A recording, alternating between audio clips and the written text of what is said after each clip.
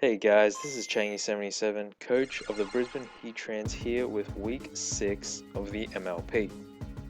This week we're going up against Jazz and the San Diego Dragonairs, and his team consists of Mew, Excadrill, Mega Blastoise, Goodra, Almamola, Electros, Weezing, Lipard, Gorgeist, and Cryogonal. Now, before I started building for this match, I realized that I had already made the playoffs, and this allowed me, I guess, greater freedom when team building to bring things that I've wanted to bring all season, and not have any fear of any consequences of losing. So looking at his team, I realized that I actually had a pretty good matchup. His main check to Megalopony I could deal with because I have two dark types, that being his main check to Megalopony being Mew. Excadrill, if it came, would have to be Scarfed. Lipard pretty much had to come because Prankster, and I thought Goodra would come.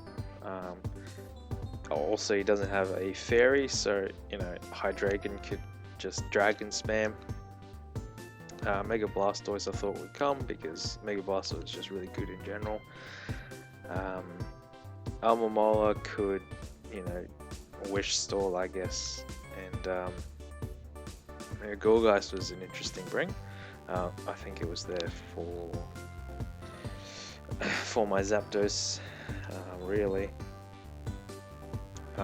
But yeah, interested to see he didn't bring Electros as well. So going into this match, I played this match, I think, really early in the morning for me, and I had just gotten up, and I was a bit out of it, so a lot of the plays I made were pretty bad, just looking back upon it. And but yeah, I decided to lead with Hydreigon because it was Scarfed. I should get through my team first. My team: Clefairy, Carmine, Moonlight, Moonblast, and Psychic. In hindsight, I probably should have packed Flamethrower instead. I put Psychic there because I thought Weezing would be more of a threat,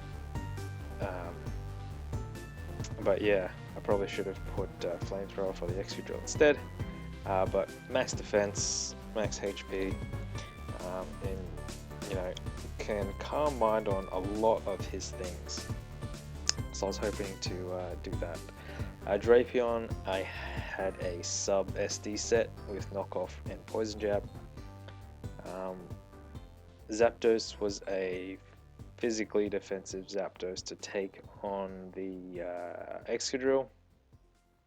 A Scarfed physical Hydreigon with Outrage, Superpower, U-Turn, and Crunch. Megalopony with Retaliate, Facade, Drain Punch, and Return.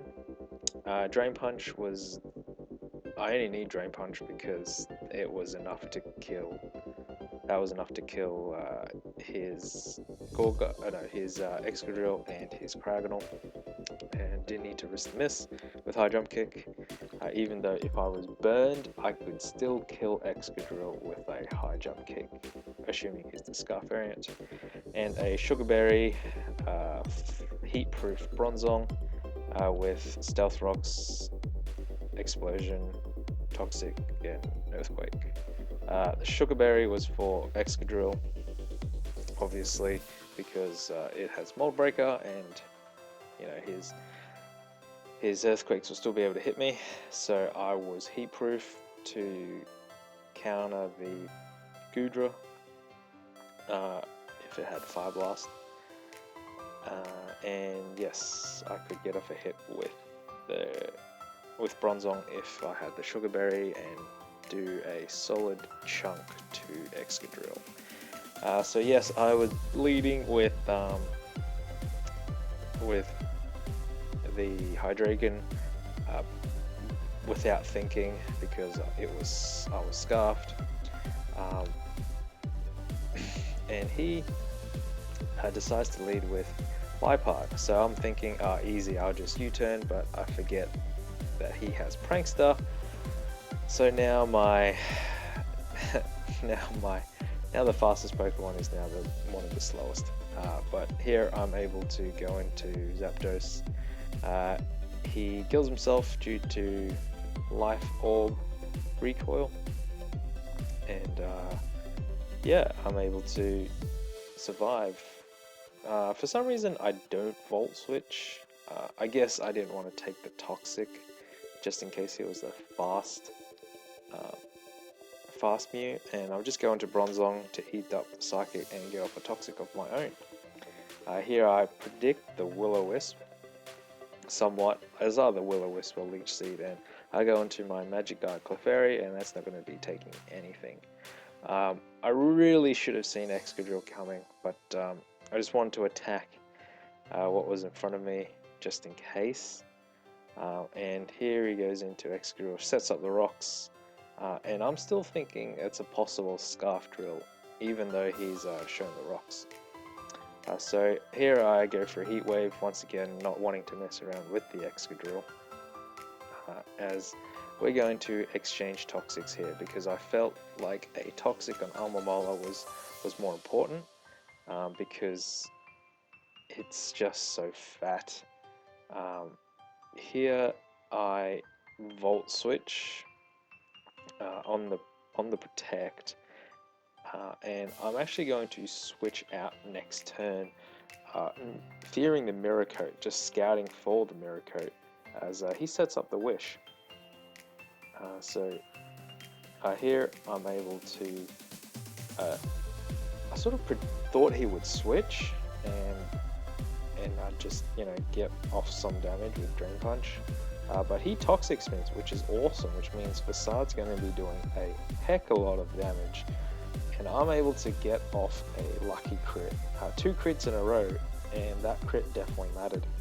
Now here, he brings in the Excadrill, and I know that that basically confirms that he's Scarf Drill. Now, if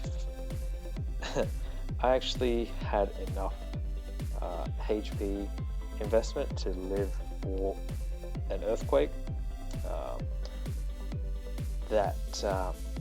yeah, I had enough HP investment so that Earthquake would do about 75% max.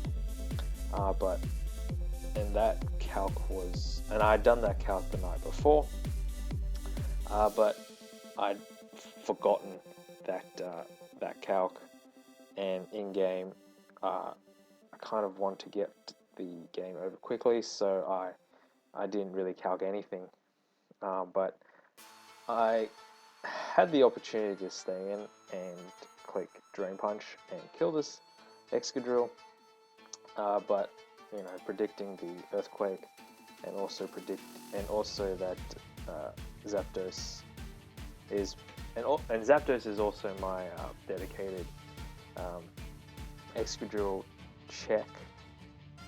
I'm just going to go into Zapdos as he goes for the Earthquake. So he's locked into that, and I'm able to get off a free Roost, which is awesome. So here I'm going to Volt Switch on the Mew, but he's going to bring in Excadrill, which is fine on my part. I don't mind, because here I'm able to get off some really nice damage with Heat Wave after not getting flinched by the Rock Slide, and that basically puts him in range of every other attack that I have from anybody apart from Poison Jab. So I'm able to go into Mega Lopunny, and I'm able just to hit Retaliate, just to get off a huge chunk of damage. And that damage basically confirms his max defense, max HP Mew. And thinking that he would roost, I just go for a facade, but he stays in psychics, which to me was a strange play. But here I'm able to sub on, once again, a predicted roost, but he T-waves instead. And yeah, I'm just going to kill this Mew. In hindsight, maybe could have Swords Dance to see what he wanted to do, but that, yeah. Here he goes into Mega Blastoise, and that crit did nothing. Mega Blastoise just so bulky, and yeah, on his Scald, on his Protect, sorry, I'm able to go into Bronzong, eat up a Dark Pulse, and set up the rocks. Now, predicting him going for the Dark Pulse again and go into Clefairy, able to eat that up, and the Scald's going to do 36%, and after a Calm Mind, I'm able to just take those Scalds for days.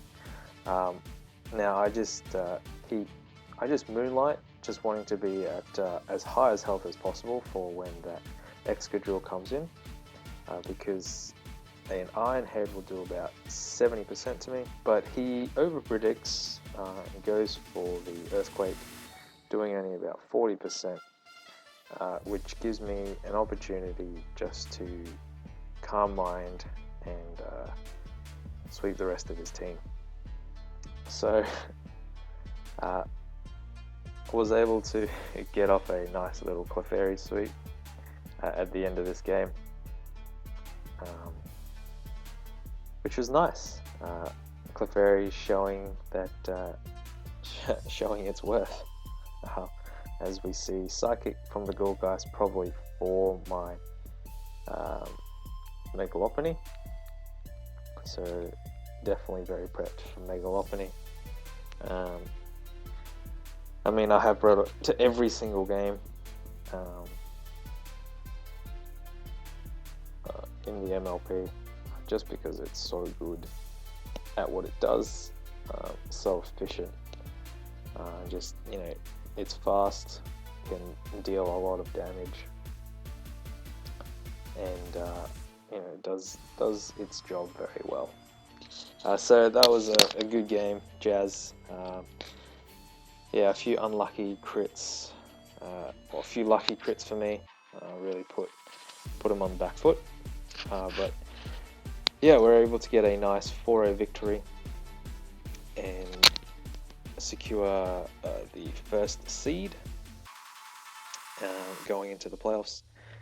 Next week will be the last week before playoffs, and we're going to go up against Josh, the commissioner of the league.